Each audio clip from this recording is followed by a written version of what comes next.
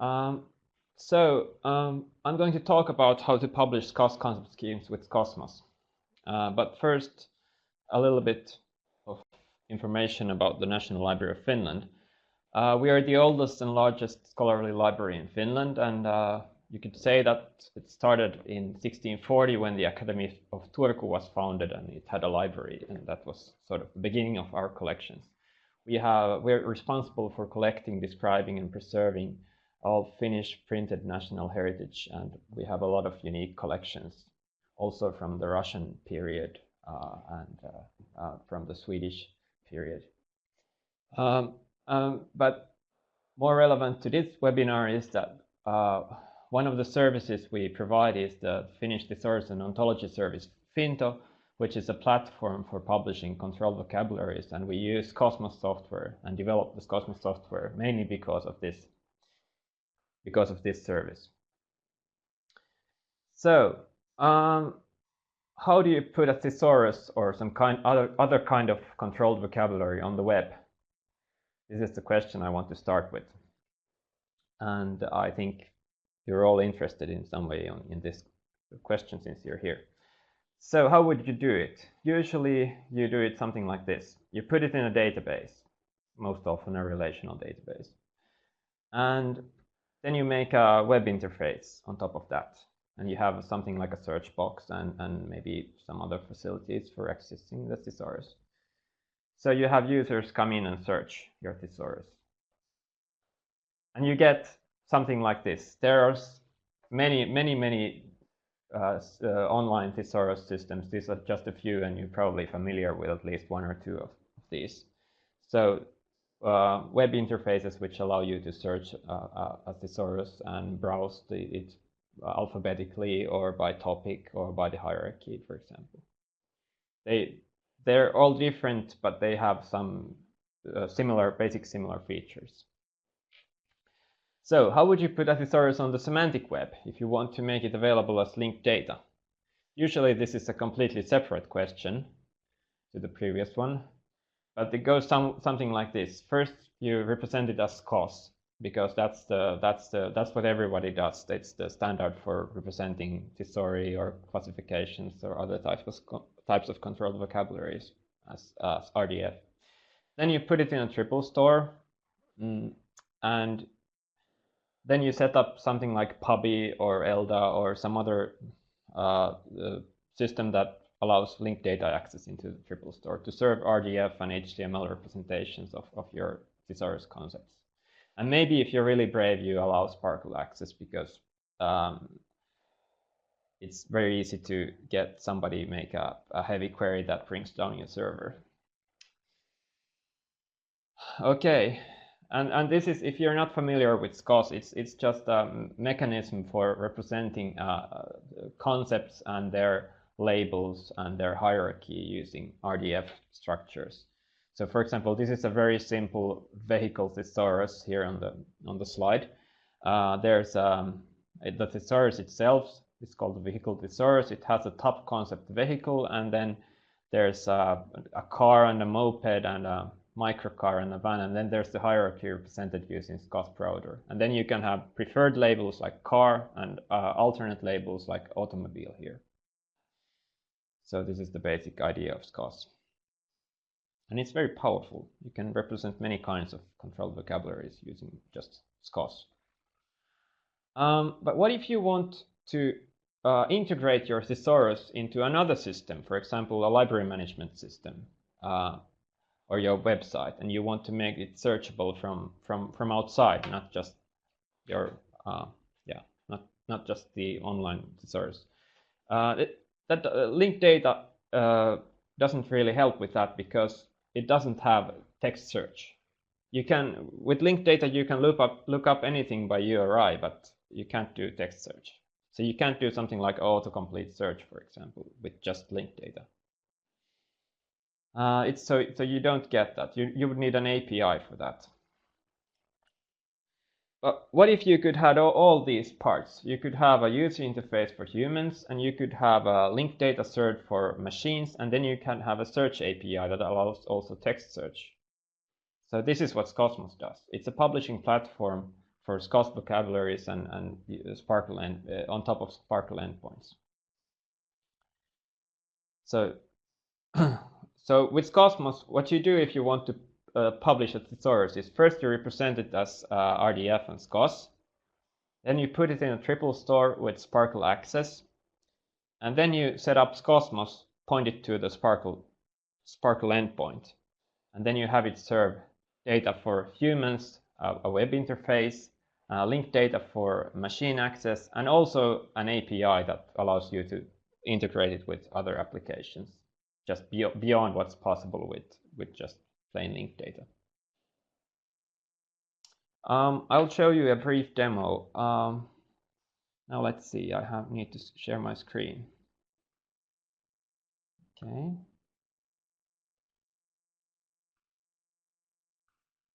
Not that yet. So here's our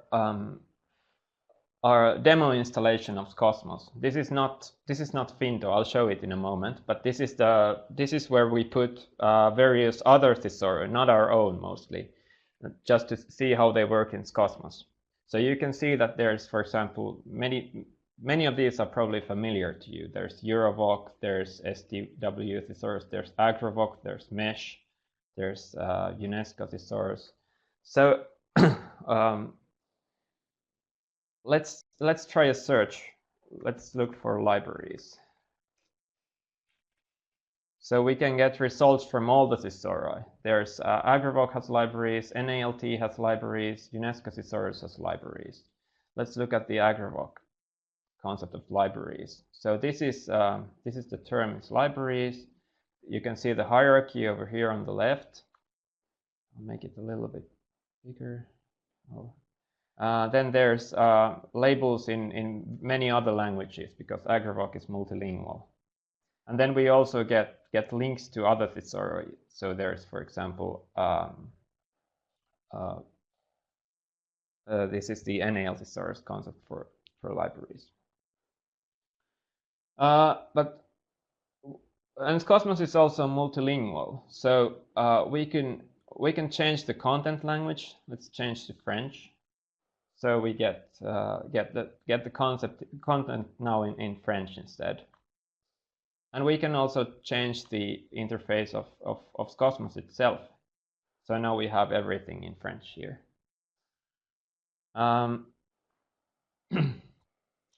Okay, then let's go to the front page. I'll change back to English. The categories are not translated. So we can also look at, for example, the UNESCO thesaurus. So if you look at a single thesaurus, you get first this view which has an alphabetical index, so we can look at everything under E. We have Earth, the planet here. We can also browse the hierarchy.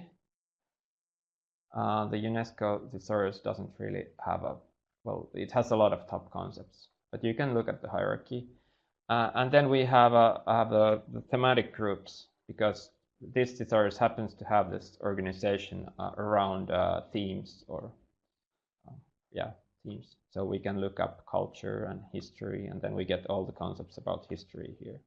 And we can take, for example, ancient history here. So there's a lot of different ways to search and to browse the thesaurus. Let's go to Finto instead. So this is the service we provide. Now this one is in Finnish, but switch to English. So the general Finnish ontology, YSO, is the main vocabulary we develop at the moment here. So this is the front page, and we can also look at the hierarchy again. This one has a very small top-level hierarchy. And there's, again, the thematic groups, a little bit different from the UNESCO thesaurus. And then we also have a tab with all the new concepts. So you can see what was added in January this year. This is based on timestamps on the concepts. And again, we can switch the content language to Finnish or Swedish. And and also the interface language. So I'll also show a little bit of how to work with Skosmos if you want to add a new vocabulary. So I've prepared here the Earth thesaurus is it's an Italian project as far as I understand. It's environmental thesaurus, and I've loaded it here on the server already. There's a file called earth.rdf which has the data, which I just took from the web. And then I have to, well, I'm sorry, I think I'll go back to my slides for a moment because I need to explain a little bit of the technicals. Karna, can you put back the documents? Thanks. So I'll skip those demo slides. So Skosmos it's our software. We make it available under the MIT license, and it's being developed on GitHub. And we do major releases usually every 2 or 3 months. So we have relatively short cycles of development. The last version 1.5 was released in February this year, and we're currently doing 1.6 and hope to get it out in a few weeks. There's still a little bit of work to be done on that. All the development happens on GitHub, and it's very open. We have issues there, we have milestones, we have releases, and so it's quite easy to participate if you're interested or if you have a problem that you want to report. It's implemented as a PHP application using Twig templates and easy RDF library for RDF and SPARQL, and we use a lot of JavaScript libraries for the user interface. And the system architecture looks like this. So you start with a SKOS file, you put it in an RDF store. You can process it with a tool called Skosify to clean up things, but it's not mandatory. Then you have Skosmos using the RDF store, and there can be a cache, for example, varnish in between to speed things up, but it's not mandatory. And then Skosmos itself provides the web interface and the REST API, and also linked data. It's not here in the picture. The key feature, as I showed you, is that it has a multilingual interface. Currently, we support 10 different languages, and this is mainly due to contributions we have received from other Skosmos users. We, at the National Library of Finland, we maintain a Finnish, Swedish, and English user interface, but the 7 others are all contributed. We have search, we have an alphabetical index, we have the hierarchy and the groups, and the listing of new concepts. And also we have the REST API. Our main user groups are, well, indexers who need to describe documents of some kind using thesaurus. So they go to Skosmos to look up terms or concepts that they need. Then, of course, thesaurus managers who develop and maintain the thesauri, they need to see what's going on and maybe check another thesaurus also. And then, of course, software developers who you need to integrate the API into other applications. I'm sorry, this one is more up to date.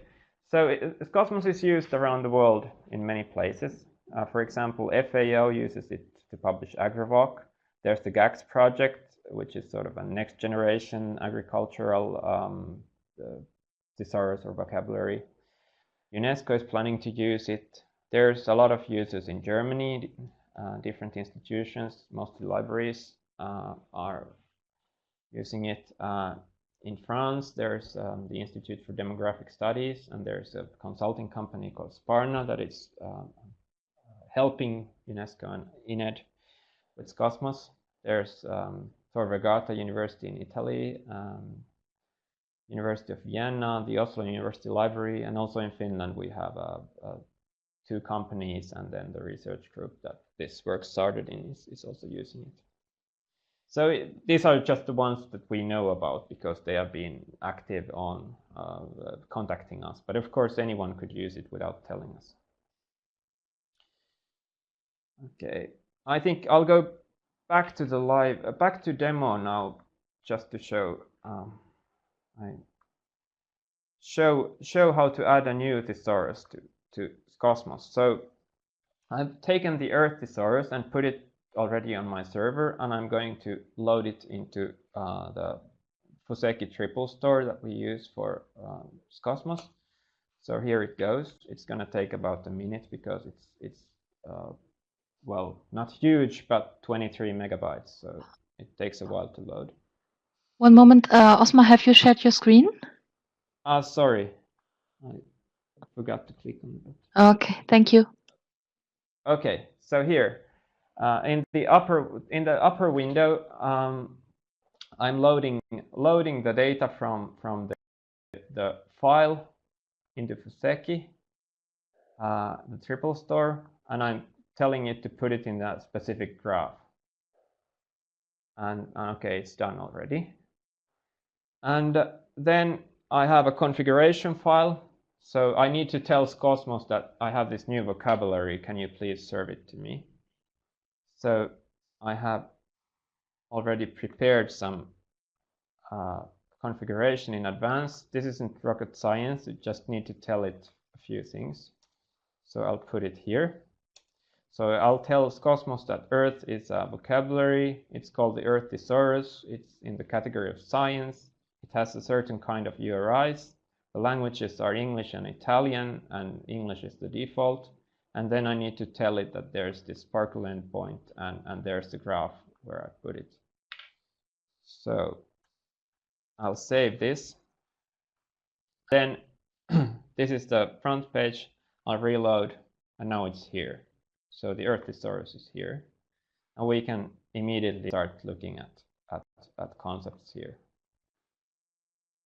So adding a new, once you have, I'm not going to show you the full Skosmos installation because it's quite long, but just adding a new thesaurus is quite simple. You just upload it to the triple store, and then you need a few things for the configuration, and that's it. Let's get back to my slides.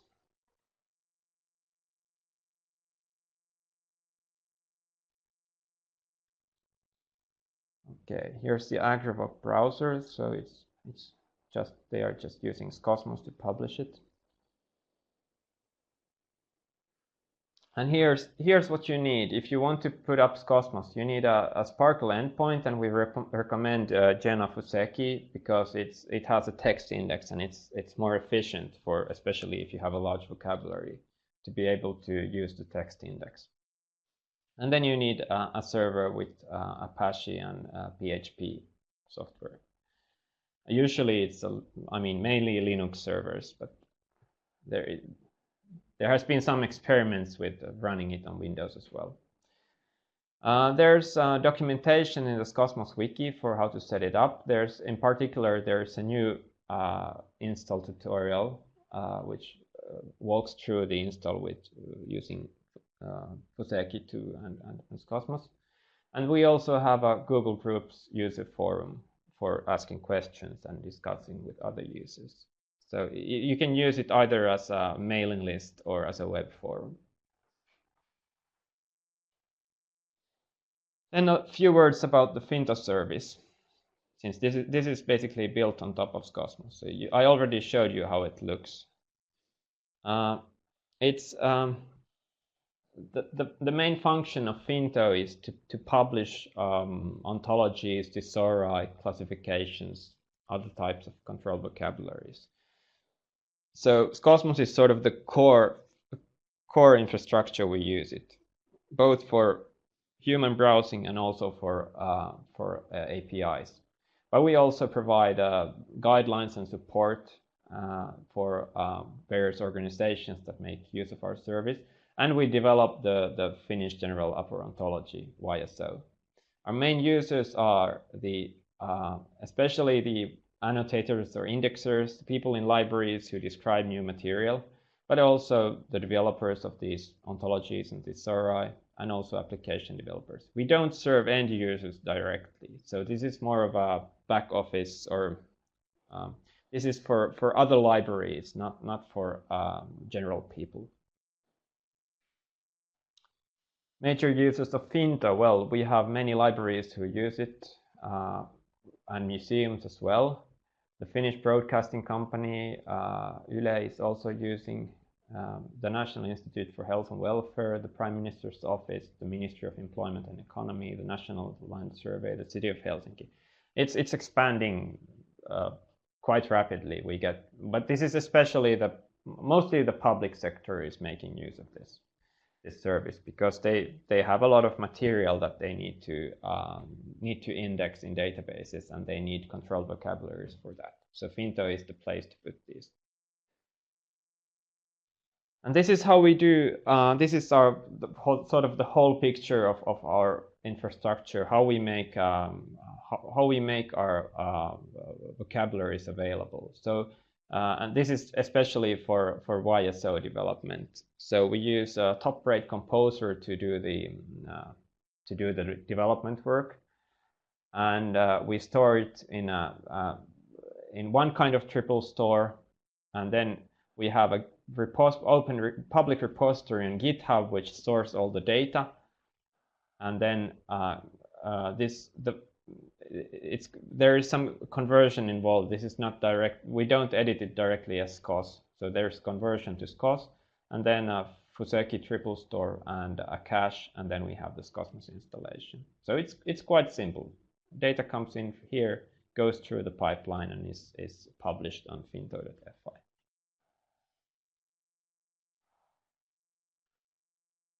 That's what I had to say in my presentation, but I'm very happy to answer any questions. And be sure also to visit the website of Skosmos at skosmos.org. It has a lot of links to documentation, to other users, and explains what it's about. And of course, it's possible to contact me also after this webinar.